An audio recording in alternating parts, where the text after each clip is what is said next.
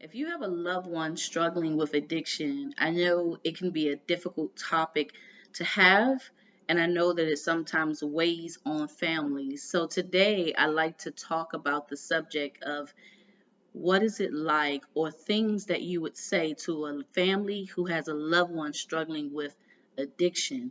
It is a difficult topic, but I think that it is one that is very important, one that is relevant, one that never goes old because we often have, I think, in almost every family, there may be people, someone that is in this situation. And what is it like for a family? And what could you say to a family who is experiencing it today?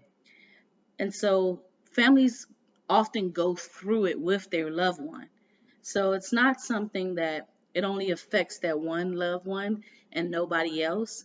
Oftentimes when you have addiction in a family, it usually is something that affects multiple people in the family. It's like you're going through it with them, right? And so sometimes you may feel like you're watching your loved one's life fade away, or you might think about how you're seeing it being destroyed or destructive, maybe going down where they may have been doing well. And maybe even in the most difficult cases, sometimes it feels like we're actually watching our loved ones fade away right before our very eyes. This can be a difficult thing to observe and just stand by and see. And you often question, am I doing enough? Um, Am I doing all that I can do? How can I still be there for my loved one? And it is a difficult posture or position to be.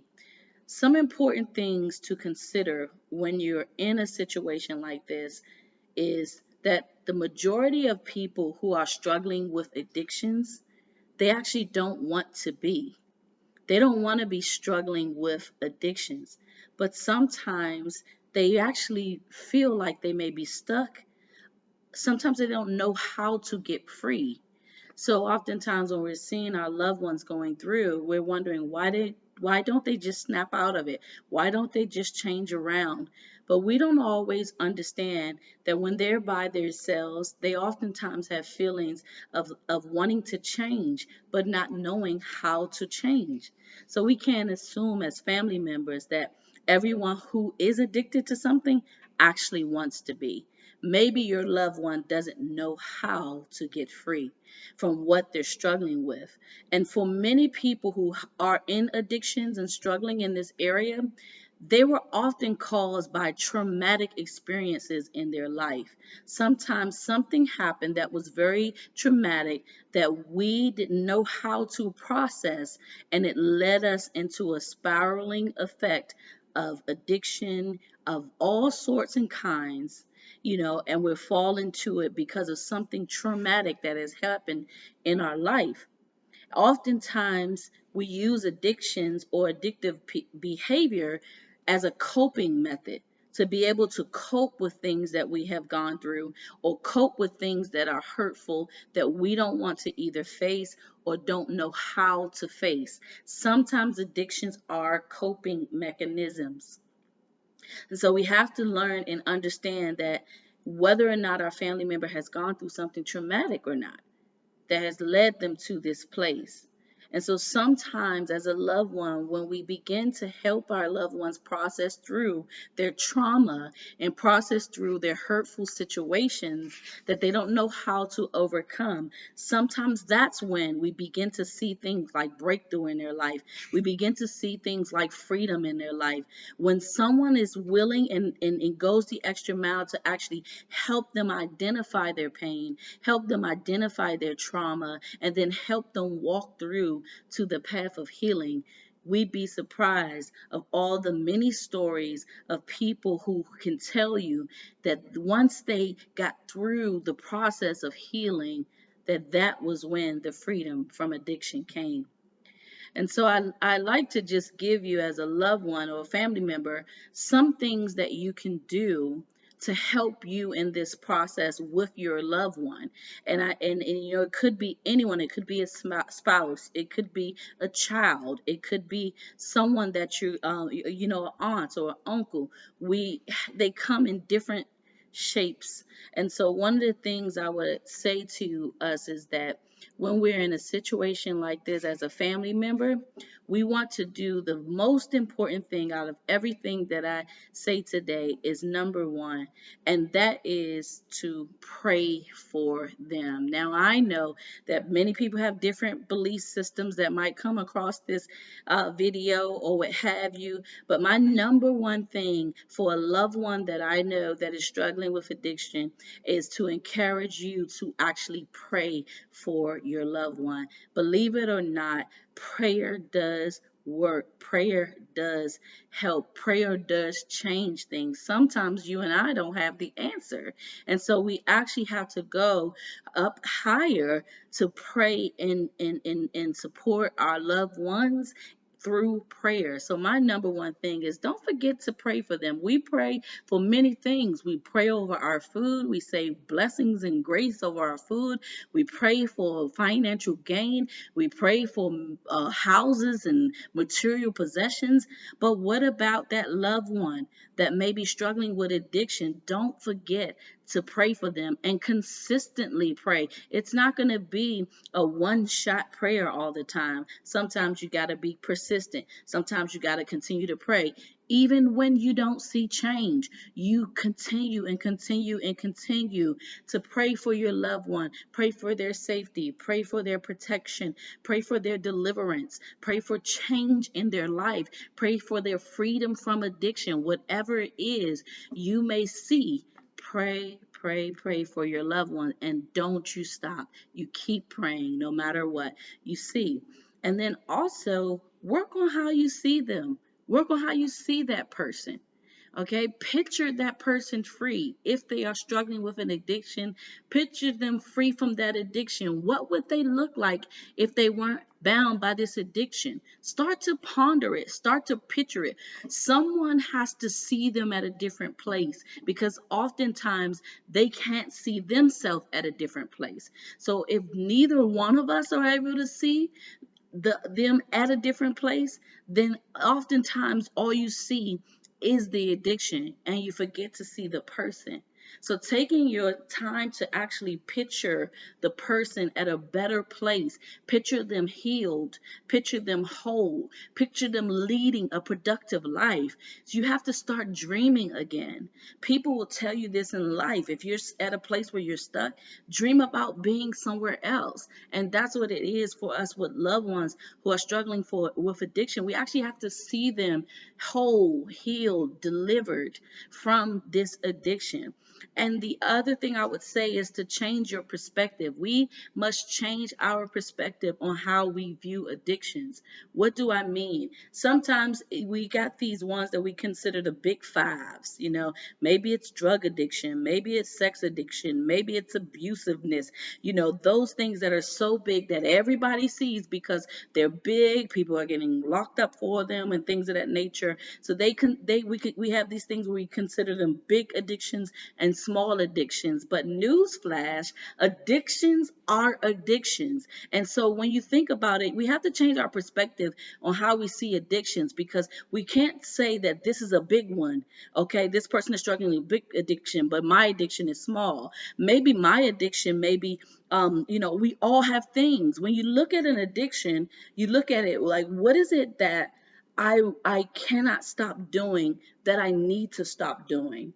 So sometimes it may not be, drugs per se, but maybe it's that you don't rest well and you're a workaholic. Did you know that being working is not always good because your body was created to rest? And maybe everybody in the family is not talking about the fact that you are working a workaholic and can't stop from working to rest, right? But everybody's talking about the one that's strung out on something, right? So think about it. When we change our perspective about addiction, we realize that our loved one is not the only one who has an addiction, and that sometimes we actually have to look at our own self and see what are those things that I am doing that I kept saying I'm going to stop, like, oh, okay, I'm not going to do this anymore, or that I need to change in my life that I struggle with, that I haven't done. right? It's no different than that. It's just that sometimes our loved ones or somebody else's addiction is on this pedestal and seen before the family, that I don't realize that I too may have something that in my life I'm addicted to. This helps us to have compassion for our loved one when we realize that their addiction is no different than ours. Part of being able to love someone who's struggling with addiction is to have compassion, to know that we have our own things too. And this takes perspective, to actually change our perspective. And it also leads me into my next point is, don't bad mouth them. What do I mean? Like, sometimes the person who has these strong things that they're doing and they're not meeting the expectations of their family, or they're struggling with addiction, their business flies through the family. Everybody knows what cousin such and such is doing. It's spread. It's talked about. Everybody has something negative to say about them, right? But guess what? This doesn't help. This actually hurts the process. So really, we don't want to badmouth our loved ones, right? We don't want to speak down about them. Most times they're already in a down place. So our mouth being on top of them and spreading it throughout the family, it's interesting how these types of things spread throughout the family faster than positive things. When someone does something well, we in the family, we don't always hear about it, right? Someone graduated from college, someone, landed a successful job. Those aren't the things that spread like wildfire through the family. What spreads like wildfire oftentimes are people's shortcomings, what they didn't do right, others people's speculations of their life. Maybe they're having arguments in their marriage, things like that, stuff that spreads through family. We don't want to be a people that spread our loved ones' struggles and addictions through the family unnecessarily. Now, I do understand that depending on what the addiction is, sometimes other people need to know about it. I'm not saying that, but you want to make sure you're checking your motive when you are sharing about your loved one.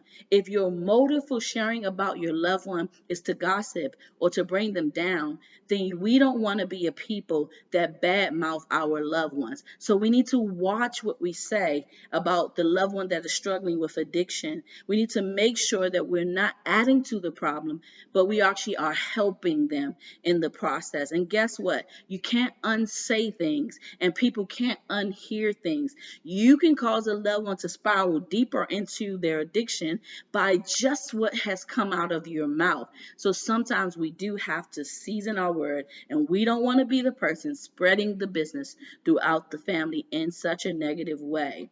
And another thing to think about is to leave. I call this one, leave the porch light on. Leave the porch light on. One of the things that is detrimental to the life and transition of a person who is struggling with addiction is a family that has lost hope for them. You never want to lose hope. There's always a chance that there could be change. And I call this leaving the porch light on, because they may come home one day. Their life may be turned around one day.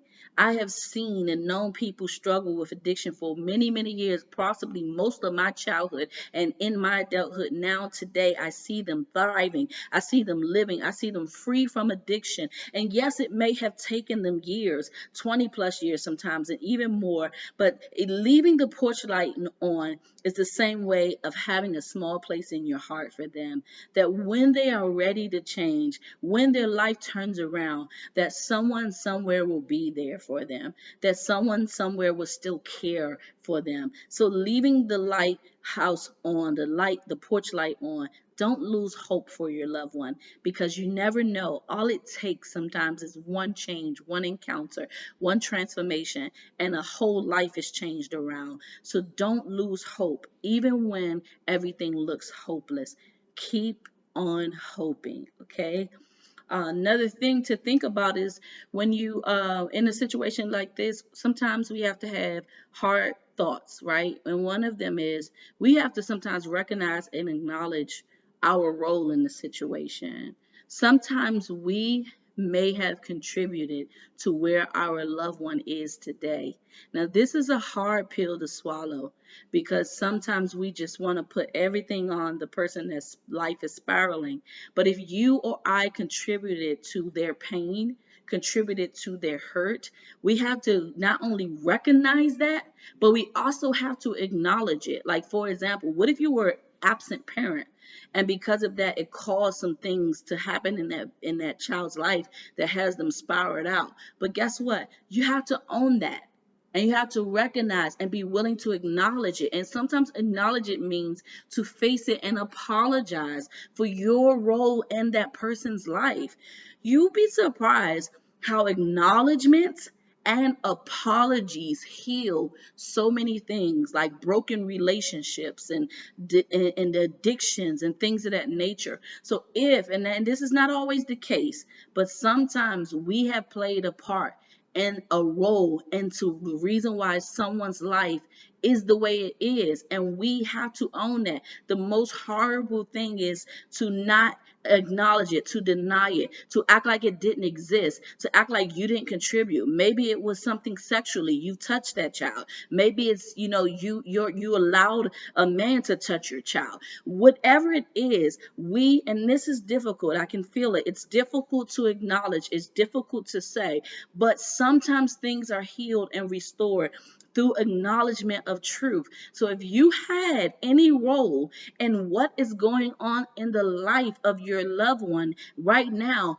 you have to take ownership and acknowledge it and apologize for it. And sometimes apology doesn't cure it in one night. But when people see true change and true sincere repentance and apologetics, and I actually see that you really mean it over time, it takes a person a while to see that someone really means it, that they really mean, that they're not just saying it for show, for everybody to see, but they have a sincere heart change on this matter and a sincere apology about it. You'd be surprised how this brings healing to so many people and how people can be set free just for us acknowledging our part in the process and apologizing for the hurt that we've caused and the damage that we've caused. Sometimes we want to skip over that part. We don't want to have those conversations because it means an admission of some sorts, and we want to be in denial. But sometimes our loved ones are still battling and struggling with the denial, and because we haven't even addressed it. So we have to really see if we had a role in it, right? But that's not always the case. And so if you had no contribution here, that it was nothing, like sometimes you can do everything right. You can raise the child right and they still turn out a certain way. You can dot all your I's and cross all your T's and you didn't have a role in it. If that's you, then don't take on that weight. Don't internalize it, because sometimes people actually internalize and blame it on themselves when they had no part in it. Oh, I wasn't a good mom. Oh, I wasn't a good dad. Maybe I didn't show them the right way to go, or what have you. No, that's not always the case. You can't take on things that are not yours to carry. No matter how well we do and how well we be a supportive wife, how well we be a supportive husband, how well we raise our children, or what have you, just like every other person, we all have a choice in the decisions that we make. So sometimes choices have led them there, that it wasn't because of something that you or I or another person did, but it may be that I actually chose to try that out. I actually chose to hang out in those settings. I actually chose to make those choices. So don't beat yourself up about stuff that wasn't yours to carry. We have to separate and draw a line and not internalize it as we're bad, we did something wrong, that's why the person is the way they is, if it's not true. And so this could be hard to do, especially in the area of parenting, is because sometimes parents take on the weight of the outcome of their children, but not realizing that we as parents had to make a decision when we grew up as well, and they will too. So we can't always take on their burden for them. They have a life to live just like we do. Okay. And so another thing we should look at is we want to make sure that we can distinguish when it is the addiction talking versus the person. So distinguishing, this is very important, whether it's the addiction or the spirit of that addiction talking or the person talking. Like sometimes I love them when they're under the influence of addictions. They say hurtful things. They do difficult, hurtful things. They may take things and steal or whatever the case may be. But we have to recognize and distinguish when it's my person talking or acting out, or when it's under the influence of the addiction. This is how we're able to still love them unconditionally, when we realize that there's a person underneath there, and that there's an influence of this addiction or an influence of this spirit that's causing the action. So this is why we can actually hate and dislike the action and the spirit, but we can still love the person, right? And so that's what it means to distinguish between what's going on. Helps us so that when someone may come to us abrasively when they're under the influence, that we don't have to respond that same way, because we recognize that this is actually not this person doing it. It's actually the influence that they're under at the time. So it's important to distinguish that. And we want to make sure that we have a healthy perspective of what it means to love, right? This is what I was saying. You love the person, but you don't have to love the behavior, and you don't have to love the addiction. There's a difference, right? So what our perspective of what it means to love someone who's walking through a struggle with addiction, we have to learn what that means. And it's so I don't honor and celebrate your bad behavior, but I do love you. And then also, love doesn't mean that I sit here and enable you. Like sometimes love is tough love. Sometimes love is saying no. So we have to understand that love is not always this gushy feeling where I give you everything you want. Sometimes when someone is struggling with addiction, they'll tell you that after they get free, they'll let you know that it was because of your tough stance on this that showed me how much you loved me.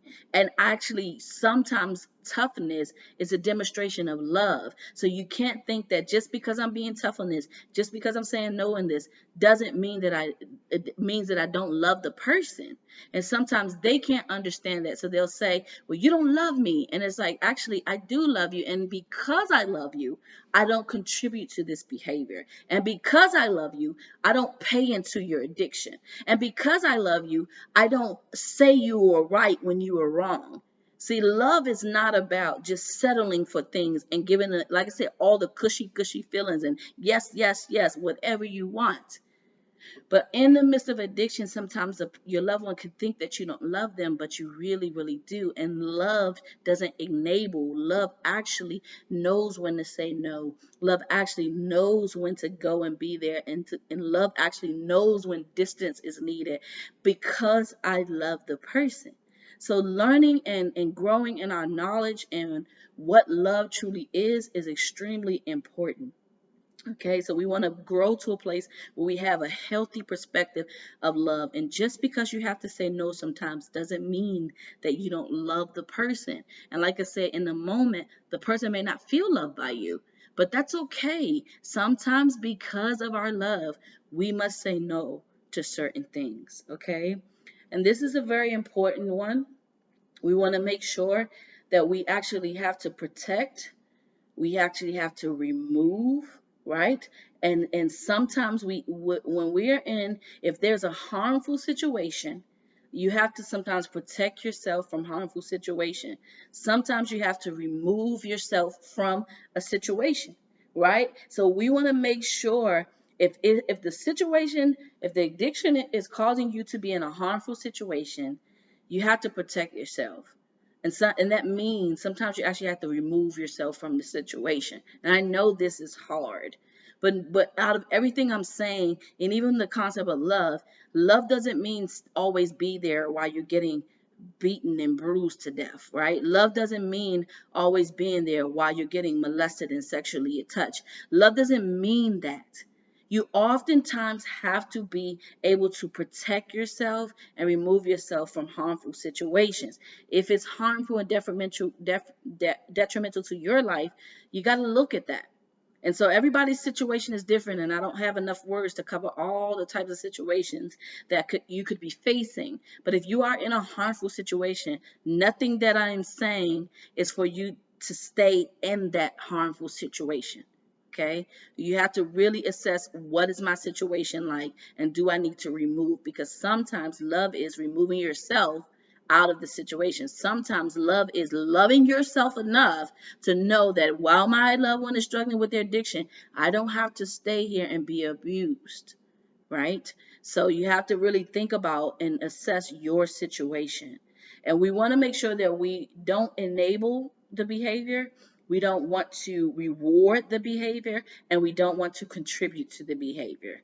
So addictions are often express themselves through behaviors. That's why I'm using this terminology, because we absolutely love the person, but sometimes we just don't like the behavior. So therefore, when that happens, we want to make sure we're not a person who enables the behavior. We don't want to reward it. If it wasn't good, we're not going to sit up and say, "Oh, you did a great job." No. And we don't want to contribute to it. If I know that my loved one struggles when they're using their money for certain things, then I may not be giving you money all the time, because I know where you're going to use the money. So I don't want to contribute to the poor behavior.